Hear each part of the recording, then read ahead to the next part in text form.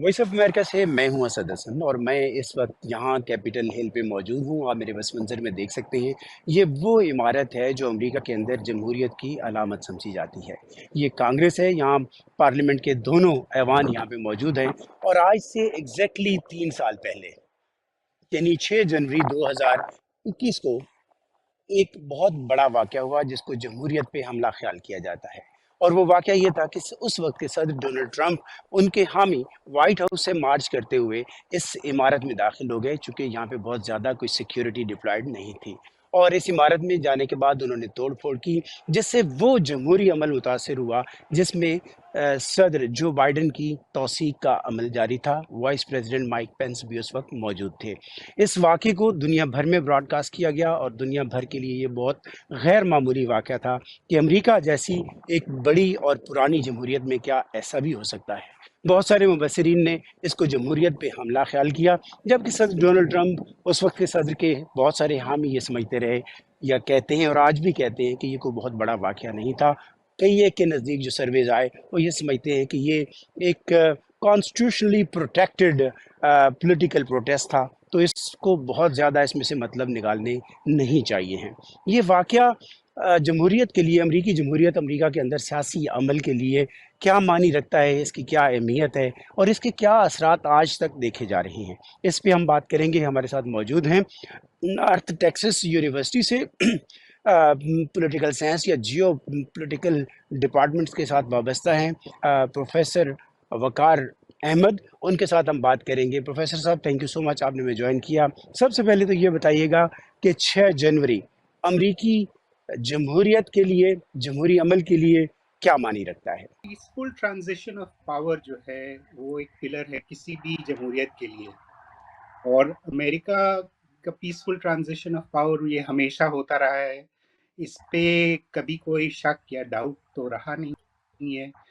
आज से 3 साल पहले 6 जनवरी आज के दिन जब पूरे दुनिया में टेलीवाइज हुआ, यहाँ पे ना ही सिर्फ प्रोटेस्ट एक अलग बात है, पर वायलेंस जब देखा गया और प्रोवोकेटिव स्पीचेस देखी गई, तो वो एक बहुत बड़ा इवेंट था सारी दुनिया के लिए।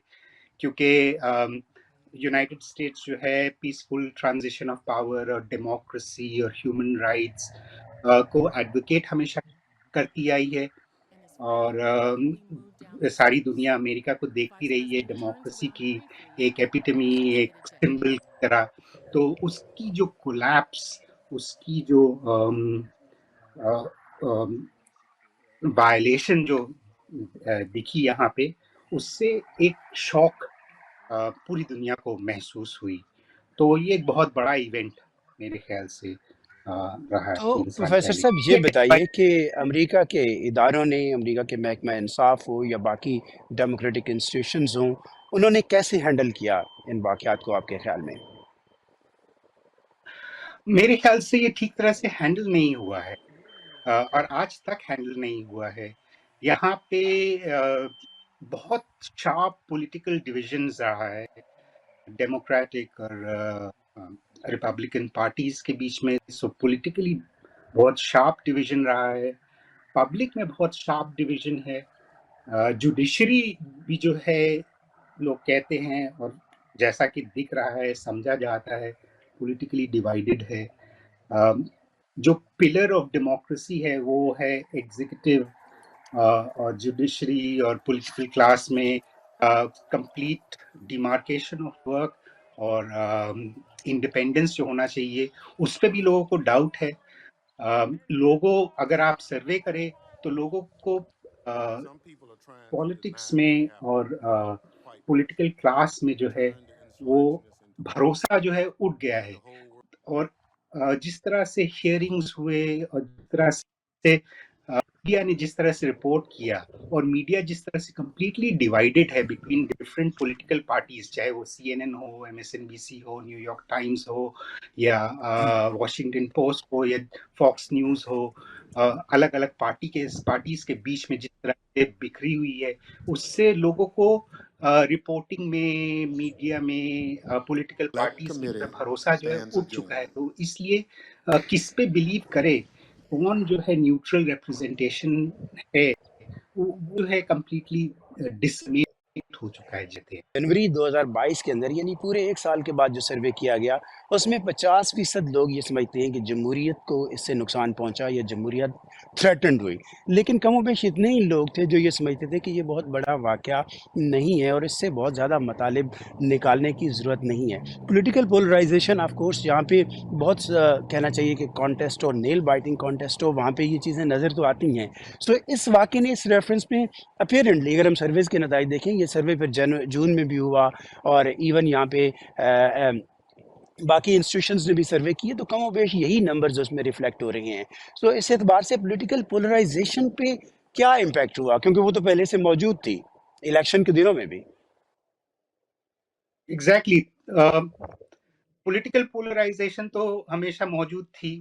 तो पार्टीज के बीच में ऑलरेडी लोग डिवाइडेड हैं, पर लोग जो जान पाते किसी भी इवेंट को, लोग किस तरह से जान पाते, वो न्यूज मीडिया के थ्रू से जान पाते हैं, न्यूज चैनल के थ्रू से जान पाते हैं, न्यूज पेपर्स के थ्रू से जान पाते हैं। और इंक्रीजिंगली लोगों का मीडिया के तरफ से जो है भरोसा उठता जा रहा है कि ये जो रिपोर्टिंग करते हैं ये कंप्लीटली पार्टीजन है। तो जो लोग देख भी रहे हैं और सुन भी रहे हैं और जो रिपोर्टिंग भी जो हो रही है, वो किस हद तक उस पर बिलीव कर सकते हैं और किस हद तक ये पार्टीजन है, ये भी लोग समझ नहीं पा रहे हैं। और अब इंक्रीजिंगली लोग सोशल मीडिया पे भी रिलाई करते हैं। सोशल मीडिया से जो लोगों को इंफॉर्मेशन मिल रही है वो कंप्लीटली बहुत हद तक अलग है। और बहुत बार इनको सोशल मीडिया से जो है रियल विजुअल भी मिल रही है, जो कम्प्लीटली डिफरेंट है जो न्यूज़ चैनल्स दिखा रहे हैं। चाहे वो कोई भी इवेंट हो, चाहे वो जनवरी 6 हो या जी। दूसरे इवेंट्स हो, तो लोगों का जो रिपोर्टिंग है उस पे जब भरोसा उठ जा रहा है, तो लोगों को समझ में नहीं आ रहा है किस पे ये भरोसा करे। जो वो देख रहे हैं, जो उनको दिखाया देख नहीं जो जो उनको दिखाया जा रहा है, वो किस हद तक, कितने हद तक ठीक है, सही है, इस पर भी उनको डाउट हो रहा है। तो किस पर भरोसा करके वो अपना डिसीजन ले, वो उनको सर्टेनिटी नहीं है। अनसर्टेन टाइम्स में वो कितने सर्टेनिटी से वो किसी को गिल्टी माने, नॉट गिल्टी माने, वो डिसाइड नहीं कर। हमारे बहुत सारे व्यूवर ये जानते हैं कि अमेरिका के अंदर अगर हम इलेक्शन सिस्टम पे बात करें तो बहुत सारे वोटर्स पहले से रजिस्टर्ड होते हैं, इधर डेमोक्रेट्स और रिपब्लिकन, और कुछ वोटर्स को स्विंग वोटर्स कहा जाता है जो हर इलेक्शन में उस वक्त के इश्यूज को देखते हुए फैसला करते हैं। तो आपके ख्याल में 6 जनवरी का वाकया इस बार नवंबर में जब लोग वोट डालने जाएंगे, खास तौर पे जो अनडिसाइडेड या स्विंग वोटर्स हैं, उनके जहन में होगा, वो इस बुनियाद पे फैसला कर सकते हैं कि 6 जनवरी मुल्क की जमहूरियत, मुल्क का इस्तेहकाम क्या मानी रखता है, इस रेफरेंस में इन्फ्लुएंस कर सकता है उनकी ओपिनियन को। देखिए, अभी जो है ट्रम्प कितने स्टेट में बैलेट में होंगे, नहीं होंगे, ये कोर्ट के पास अब डिसीजन है। अगर सुप्रीम कोर्ट कहता है कि कोलोराडो का डिसीजन गलत था, तो ट्रम्प डेफिनेटली बैलेट में होंगे। अगर सुप्रीम कोर्ट उन्हें रोक देता है, तो इक्वेशन पूरा ही बदल जाता है। तो ये एक इम्पॉर्टेंट इशू है।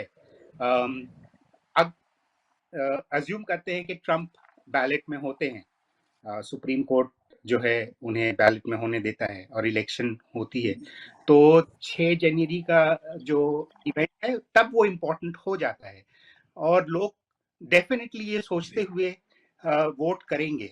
ट्रम्प बैलेट पे होते हैं या नहीं ये तो वक्त डिटरमिन करेगा, लेकिन ये ज़रूर है कि इस वक्त जो पॉलिटिकल कैंपेन साबिक सदर ट्रम्प अपनी पार्टी से, रिपब्लिकन पार्टी से नॉमिनेशन के लिए प्राइमरीज का हिस्सा हैं, और सदर जो बाइडन वो आज पेंसिल्वेनिया में उनका फोकस है अगेन 6 जनवरी के वाक़यात को वो जमहूरियत के लिए एक थ्रेट के तौर पे बयान कर रहे हैं। सो जो कैंपेन चल रही है, इलेक्शन कैंपेन है, उसके अंदर 6 जनवरी की गूंज हमें सुनाई देती है। 6 जनवरी की गूंज तो सुनाई देती है। और जैसा मैं कह रहा हूँ, इलेक्शन जब पास आएगा तो ये इशू को और उछाला जाएगा और इम्पोर्टेंट किया जाएगा। मीडिया में और इसकी बात होगी, पॉलिटिशियंस इसकी और बात करेंगे, तो इससे इम्पोर्टेंट इस इशू के अराउंड जो है और ड्रम अप किया जाएगा और इसे इम्पोर्टेंट बनाया जाएगा। देखिए, जो लोग 6 जनवरी को आए थे और जो ट्रम्प को सपोर्ट कर रहे थे, वो ये सोचकर कर रहे थे कि वो देशभक्त है, वो अपने के लिए कर रहे हैं। और जो लोग इसे अपोज कर रहे हैं, वो भी सोचते हैं कि वो भी नेशनलिस्ट है, वो भी अच्छाई के लिए अपोज कर रहे हैं। यहाँ पे कोई अपने को विलेन नहीं समझता। दोनों साइड ही जो है अड़े हुए हैं कि वो अच्छाई के लिए जो भी कर रहे हैं अच्छाई के लिए कर रहे हैं। यहाँ अपने आखिरी आप को सवाल, कोई आप समझते हैं कि 6 जनवरी को, जब अब आज पूरे 3 साल हो चुके हैं और अगला इलेक्शन जो है वो इसी साल होने जा रहा है, तो ऐसे इंतज़ामात किए गए हैं स्टेट की तरफ से, इंस्टीट्यूशंस की तरफ से, कि ऐसा वाक़या अमेरिका में दोबारा नज़र ना आए? ऐसा अब तक कुछ नहीं किया गया कि दोबारा ऐसा इंसिडेंट ना हो। मेरे ख्याल से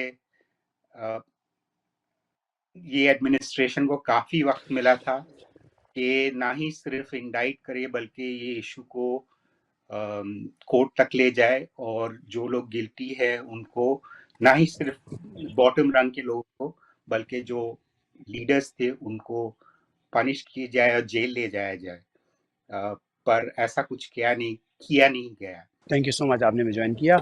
और नाजरीन, अगर मैं इस इलेक्शन कैंपेन के रेफरेंस में कहूँ, प्रेसिडेंट ट्रंप ने गुज़श्ता रोज़ अपनी एक रैली से खिताब करते हुए ये कहा था कि अगर वो दोबारा सदर मुंतखब होते हैं तो वो 6 जनवरी के वाक़यात में जिन लोगों को सज़ाएँ हो चुकी हैं उनको वो सदारती माफ़ी देंगे और फाइनेंशियली कंपनसेट करेंगे। दूसरी जानिब, जैसे कि मैंने पहले कोट किया, प्रेसिडेंट ट्रंप इस बात को यकीनी बना रही हैं कि ऐसे वाक़यात दोबारा रूनुमा ना हों, और उनका एम्फोसिस इसी बात पे है, और इसको एक जमहूरियत के लिए ऐसे वाक़यात को बड़े ख़तरात के तौर पे वो बयान कर रहे हैं। सोसाइटी के अंदर, वोटर्स के अंदर मुख्तलिफ जो पोल्स हैं मुख्तलिफ ऑर्गेनाइजेशन के, वो एक बड़ी पोलराइजेशन वो दिखा रहे हैं, बड़ी तकसीम है। कई लोग ये समझते हैं कि अब आगे बढ़ने की ज़रूरत है, ये बहुत बड़ा वाक़या नहीं था, और कुछ लोग अब भी इस बात पे कायम हैं कि इससे जमहूरियत बुरी तरह मुतासर हुई है। असद हसन को इजाज़त दीजिए।